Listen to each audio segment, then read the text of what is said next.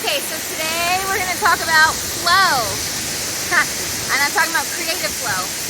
A lot of people have asked me how I find my creative flow. And I remember hearing a quote that said, creativity meets you on the path. Meaning you have to be there. You have to show up. And I was gifted the book Julia Cameron's The Artist's Way. And two things that she spoke about I have been doing ever since then. One is morning pages, where you basically just dump whatever's in your brain when you wake up, and you will be so amazed what your brain actually is holding behind all the muck.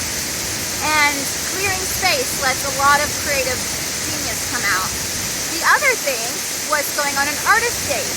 Now, when I was taking care of Steve, I couldn't really do that, so I started creating these little sacred spaces within my home to have artist dates, so that way I would have something that would create the flow. So the act of just setting up these spaces for me, I still do, even though I can leave my house now, is my start to like, oh, this is a creative space I made. I do a little meditation, I do a little deep breath, I center myself, and then I create. And it's the act of making that space and not waiting to just be like, oh, I need to be inspired to do this. I want to do this, so let me go create the inspiration, meet it halfway, and welcome it to come.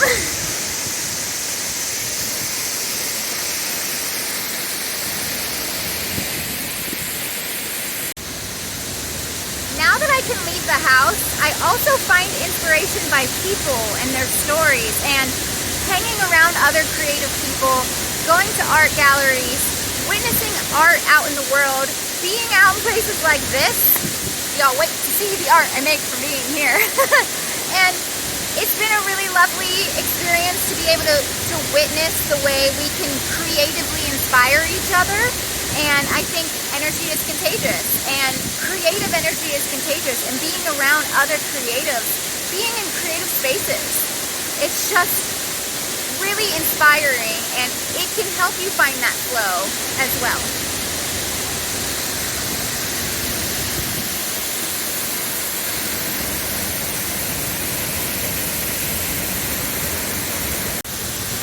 There's one thing that stops my flow, and that is judging myself and thinking that I am incapable of making art.